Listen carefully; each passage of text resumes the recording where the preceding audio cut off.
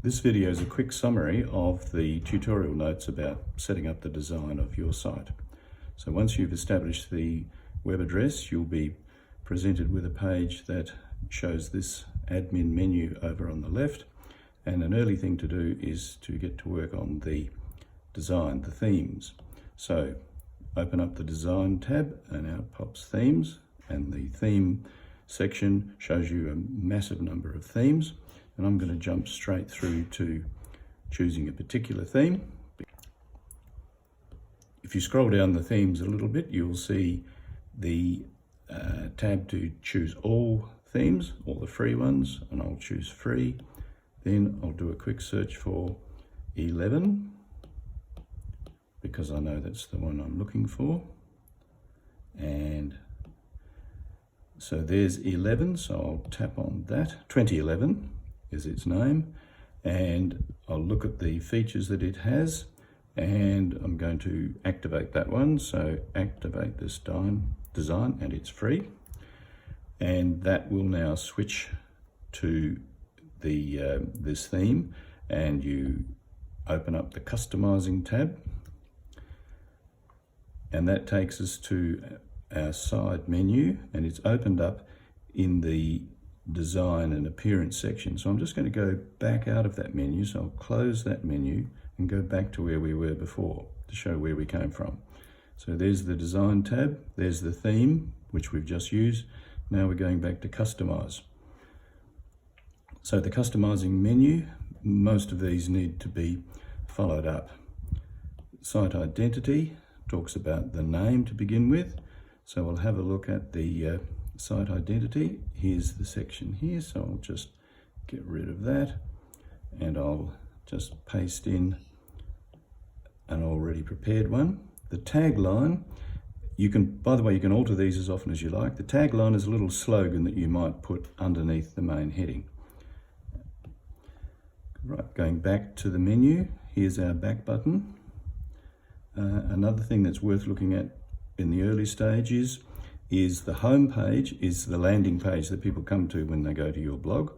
You can either have it set up as your latest posts. That's the most obvious thing to do, but there is the option here to have it set up to have a static page, which might be an introduction to you and your traveling companions or something like that. I'd suggest leaving it on the blog post straight away. The layout, have a look at that. Now, this theme gives you the option of putting the menus on the left or the right, or one column with no sidebar. I would suggest it's a matter of personal preference, but I would suggest put the main content on the left, and that means you have the so-called widgets over here on the right. So there's already a couple of them there. So they've set up some fill-in images and so on, and you can change them. So here's a couple of pages that are already set up, and you probably don't need more than those. Now we'll go back to layout again. I would suggest not altering the colors and the fonts. Just trust the designer for a while and stick with what they've done.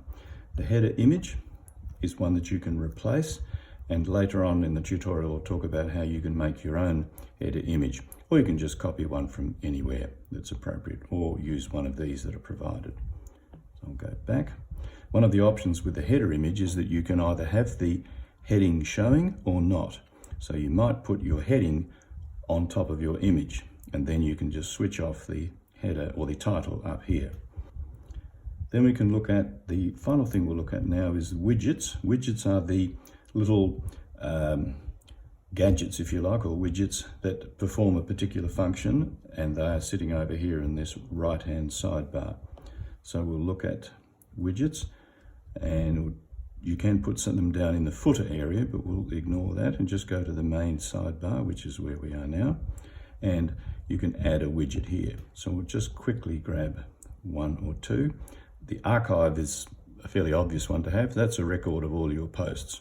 So we'll pop that in. Now we might see if there's another widget that we might want to add. There are many of them. I would suggest a categories one, which means you can give a way of allowing the readers to quickly sort through your posts. If you've got 50 of them, It's useful to have that in there. Here's the way it works. So we'll publish that. An important thing to remember here is that we've made some changes to the design, and so you have to publish it, otherwise it won't be saved. And you'll notice that as we've been doing this, the theme has been automatically changing the images that are appearing here, but you can set it up so that it doesn't change. And these little blue markers, by the way, indicate there's an option for editing. This is while we're in the design stage. That's enough for editing now.